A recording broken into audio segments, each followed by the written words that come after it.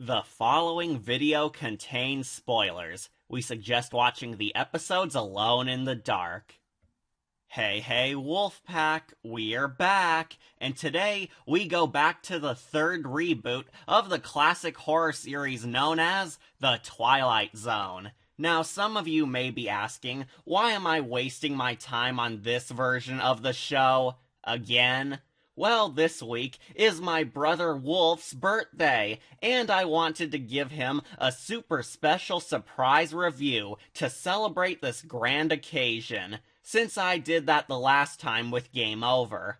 I was originally going to review Deep Trouble, but sadly I delayed that in order to fit in some other requests. But I think I found an episode of the Twilight Zone reboot that he might like, because it holds several things he enjoys. It's the Twilight Zone, which Wolf loves watching. It has some computer lingo and game shoutouts, which Wolf loves, and this episode stars Susanna Thompson, the actress who played two of my brother's favorite characters, the Borg Queen from Star Trek and Moira Queen from Arrow. That's right, Moira Queen is the protagonist of a Twilight Zone story. What fun.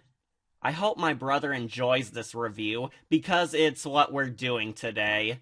Sadly. As I said in my other videos, Gen 3 Twilight Zone gets a really bad rap for being the weakest of the reboots, but it did have some good episodes underneath all the waste. This story is actually rumored to be one of the good reboot episodes.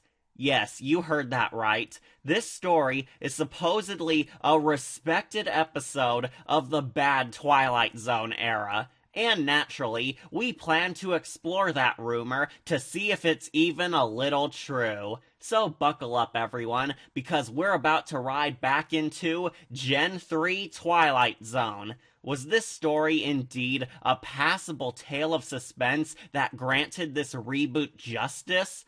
Or is it just a glorified piece of junk? Let's find out. This is my special present to my brother Wolf, and a Thanksgiving gift to all my viewers out there. A review on the Twilight Zone story, Upgrade.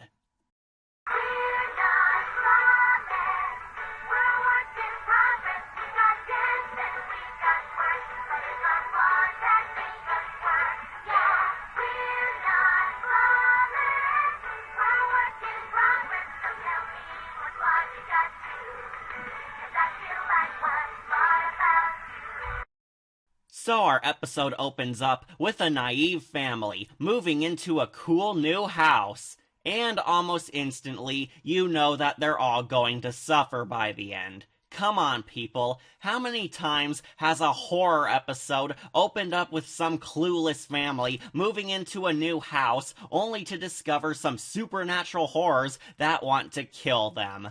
Twilight Zone, you are more creative than this. Moving days and horror stories always play out in a horrific conclusion.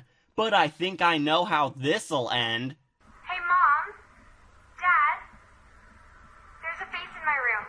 The heating vent and the light sconces? Yeah, I noticed that too. No, that's not what I mean.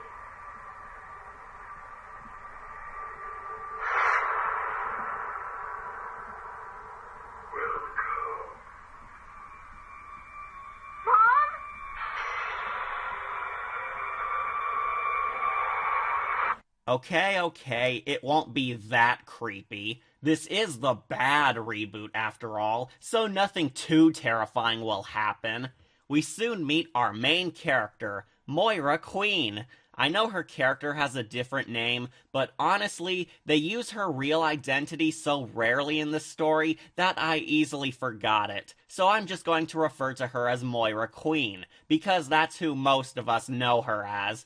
Moira is telling her exposition best friend Yasmin how excited she is to be moving into a new big house, while her family portrait is posted on her wall, showing how perfect her new life is going to be. Then her moment is ruined when we meet her awful, annoying family, who are anything but perfect. We soon see her obnoxious, whiny kids, Sean and Tess, arguing with each other like morons. Normally I'd rant about their characters, but the kids are pretty much Stephanie Howard from Wrong Number and Johnny Test.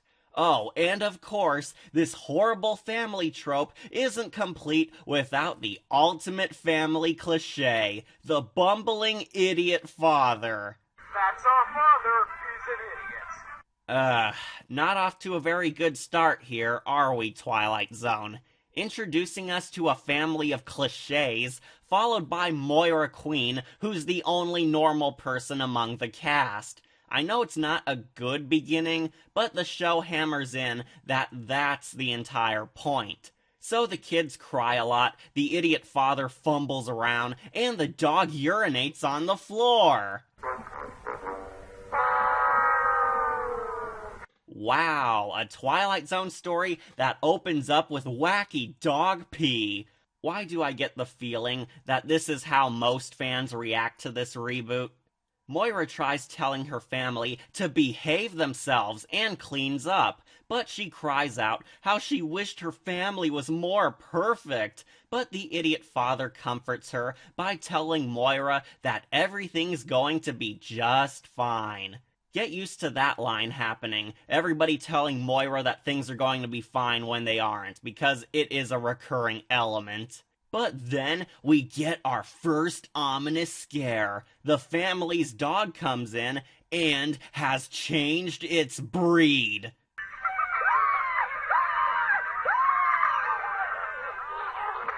Yep, this is our first big scary moment, folks. The family's dog has changed into a different canine breed.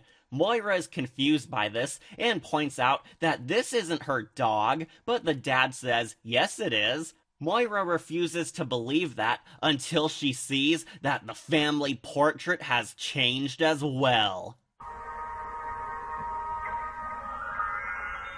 Perfection. Isn't that something we all yearn for? Annie McIntosh does. She wants the perfect house, the perfect family, the perfect life. But she's about to learn that perfection is an illusion. And a terrifying one at that. In the Twilight Zone. The only thing that needs an upgrade around here is that bad green screen effect.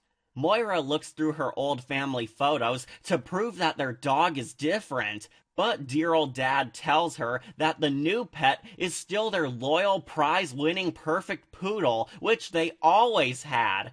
But who cares about that, because we get a scene where the kids act annoying. Sean is sibling his posters to the wall. You're a traitor, you know that? Traitor! Now, some of you may be wondering, what is the point of all these dumb scenes to demonstrate the annoying kids being stupid? Well, it's supposed to be showing us how Moira's family is not perfect, and showing the viewers how they're all going to upgrade into better people like the dog did. Whatever supernatural forces are at work here are making Moira Queen's wish for perfection finally come true. Sadly, that doesn't make these kids any less irritating. For an episode that wants us to fear the transformation magic, I can safely say that nobody is going to care when these kids vanish. Let's just say that Thea and Oliver Queen they ain't. Later that day, Moira talks with her gal pal Yasmin about all this craziness, but her BFF informs her that she's just stressed out and hallucinating. Her entire life is still the same as it has always been, and she just needs to relax. She's just imagining the dog's change due to being tired of her family's stupidity. Moira doesn't buy it, but plays along with this theory. Later that night, the idiot father tries apologizing to his wife for being an idiot and attempts to get laid, but their mood is killed thanks to the evil dog. Yes, seriously, they don't make out because the creepy alternate dog annoys Moira. Stupid dog! You see, everyone, this is why you should adopt cats, because we won't ruin your date nights.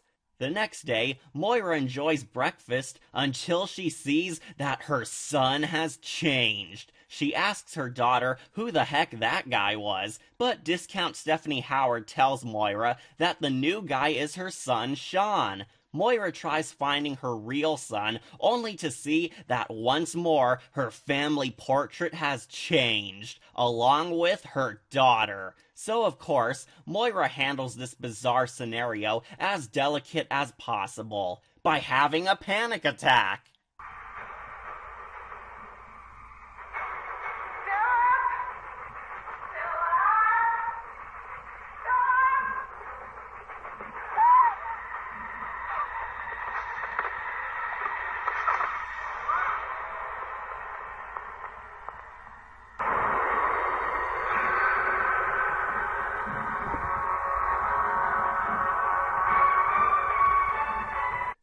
Alright, that didn't happen. The paramedics heal Moira, and the family tries comforting her, but our protagonist is still scared by her newly transformed kids. Yet the family continues acting like their life is still the same as it's always been. Yep, they all have no clue what's going on here at all, and only Moira can see the obvious changes surrounding her. The idiot father actually tries to have a compassionate moment with his wife by telling Moira that everything is just fine. But Moira worries that he'll soon disappear too and be replaced. But he puts her fears to rest by making out with her and telling her that he won't be going anywhere. Cue the irony, where the idiot father is quickly replaced by a very bad Michael Keaton impersonator.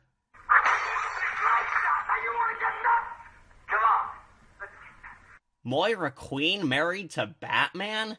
Weirdest fanfic since Elsa and Spider-Man. But oh no, Moira's all alone now, so she isolates herself in her bedroom like a 6-year-old out of fear, only for her best friend Yasmin to visit her so she can talk our hero down. Moira speaks with her, feeling paranoid that something horrible is happening to her, since her whole family is gone now. But once again, the side character tells Moira that everything is normal like always, and informs the protagonist that Moira's new family is concerned about her well-being. Moira keeps telling her that this isn't her life, and that her family are entirely new people. When Yasmin asks her what she means exactly, Moira responds by rationally explaining that it's her magic wish coming true. I'm not going crazy. No one says you are. She has a perfectly rational explanation. You're right. There is. I changed them. You lost me. I remember telling Philip. I wished for the perfect family to go with all of this.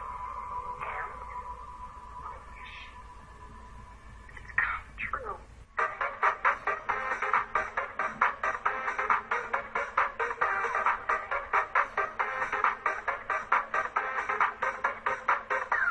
Big shock, her gal pal doesn't believe her. So Yasmin eases Moira back downstairs, telling her that everything is still normal. But then Moira sees that her living room furniture has changed. Dun, dun, dun! Twilight Zone? I think you have a few notes backwards. Wouldn't it make more sense if the furniture changed before the family members did? I mean, think about it. This episode wants to be a trippy mind screw story, but the writer quickly jumps ahead to switching out the family members before the house itself begins to change. In a more layered paranoia horror tale, the furniture would move around or be morphed first. It kickstarts a psychological tale with subtle scares first, before the bigger stuff. The story could imply that Moira might be losing her mind in a change that could easily be chalked up into her not recognizing the smaller changes from the family moving. Then we slowly start removing family members one by one and replacing them with the Barbie characters. Not instantly switch out every character with a new actor in a blink. I give props to the Twilight Zone trying to do a mature horror story like this, but it feels like the writer has a few notes mixed up with this kind of storytelling and is rushing it way too fast. But hey, maybe we're supposed to think that there's a ghost moving the furniture around. Moira acts crazy, but then Yasmin, very suspiciously I might add, tells Moira not to worry because she's living the life that she's always wanted. Moira has what she wished for, a perfect life, and that she's traded up for the better. You could say that she got an upgrade? Yeah, that joke was so bad that even this reboot had the dignity to not use it. Also, when I first watched this, I thought this grim scene was supposed to imply that Moira's buddy Yasmin might have somehow been a villain or a supernatural force watching over our main character. But that wasn't the case. They have this side character act kind of strange and ominous, but it never amounts to anything at all. Yasmin is just an exposition character for Moira to lean on, and has no bearing on the plot later. In fact, this is the last time we ever see Yasmin. She doesn't change into another actor, she plays no further part in the story, she is wasted as a red herring, and she just vanishes entirely. I dare say she was completely pointless. We then cut to dinner time, where Moira gets drunk and awkwardly attempts to bond with the replacements. We do get hints of their new backgrounds, since her kids are now brilliant college students with fulfilled lives, and even her husband, Michael Keaton, is a master scientist. How's work, Dad? Well, you know that biotech company that I made an offer on? We closed the deal today. Cool. That's great. Yeah, we're calling our new project the T-Virus. My boss, Mr. Wesker, says it's going to revolutionize the entire world. Seriously, the new father went from being a goofy dolt to a bigwig bioengineer? Then why are they still living in this house and not in some mansion? Unfortunately, Moira fails to connect with her new family since they're too different to her old one, and she knows nothing about their upgraded backstories. So she goes to get some alone time and study what her new family is like, before she has a very weird encounter with the family dog. You love this too, right?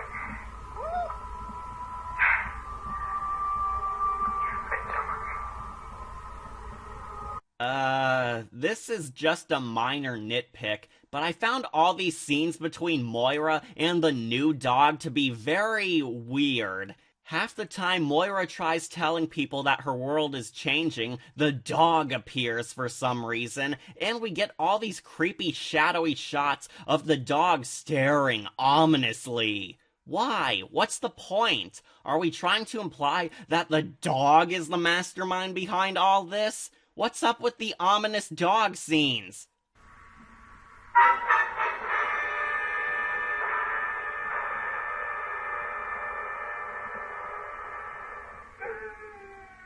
Now, to be fair, the dog is supposed to symbolize the fact that Moira's life is indeed changing in reality, since the pet was the first thing that transformed into a new being. But for some reason, the show is convinced that we'll find the dog looking creepy to be nightmare-inducing. Yet it lacks the subtlety of the original Twilight Zone and overdoes all the ominous shots to make up for the fact that nothing that horrifying is actually occurring. These evil dog clips are done so much that I half expect this to be the episode's twist ending.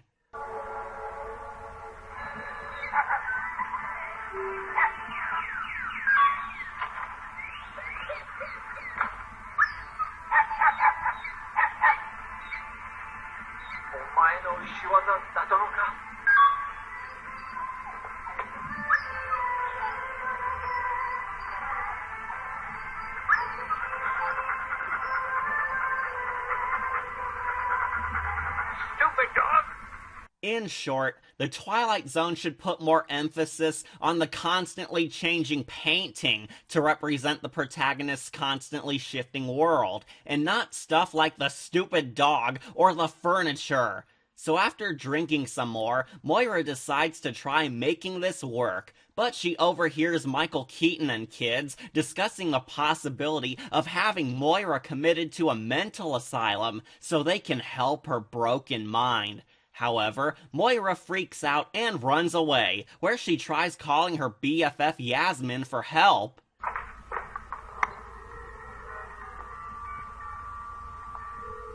Hello, police department. Guess she should have called the Green Arrow instead. So with nobody available to help our hero, Moira decides to run for it, where we get a really awesome scary scene that actually works, with the protagonist constantly trying to run into an empty black void of darkness, only to go through portals taking her back to her house. It's surprisingly super cool and very trippy to watch. This is where the story finally gets unsettling. Moira tries to run out of her home, only for the Twilight Zone to keep her trapped and dump her back into the same area. It's rather nice and scary, and is the closest we've ever gotten to something that feels like a Twilight Zone moment. I only wish that the rest of this episode was like this. This story should have had the creepy dread of a Silent Hill story, but with the lack of concern for the side characters and the pretty weak scares up to this point, it feels less impactful than it should be. I want to feel like we're gazing into the fractured state of a warped world, but instead of the Twilight Zone, it feels more like the Mad Hatter level in Arkham Origins. Oh dear, seems you've gotten yourself all turned around. Which way's in, which way's out? Oh dear, what is my route? What I'm trying to say is that it feels like a decent fun mind screw, but it lacks the substance of a deeper theme, and in a Twilight Zone tale, that is not a good sign. So after venturing through the Twilight Zone multiple times, the family tries pursuing Moira, only for her to constantly run back and forth. However, it all comes to an end when Moira sees that she's been replaced in the portrait too. Michael Keaton shuts the door, and we see that Moira is now Althea from Fear the Walking Dead. What a shock. So yeah, everyone in the family has now been replaced with perfect people, but then we get to our twist ending. It was all a Sims video game being played by a little girl.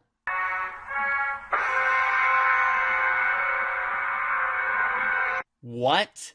That's what we've been building up to? Moira Queen was just an avatar being played in a video game simulation, and the changes were just a gamer girl updating her characters?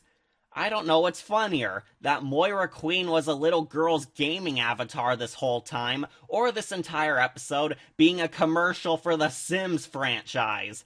And if some of you are still confused by what the message was behind this tale, well, don't worry, because Saw Gerrera explains for us. I'll be right there. I just finished upgrading my digital family game.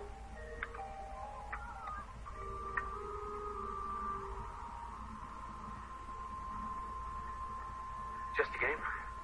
Or is it? How do we know we aren't all just characters in some computer game called life? At any moment, each of us could be replaced by someone a little smarter, a little younger, a little more perfect.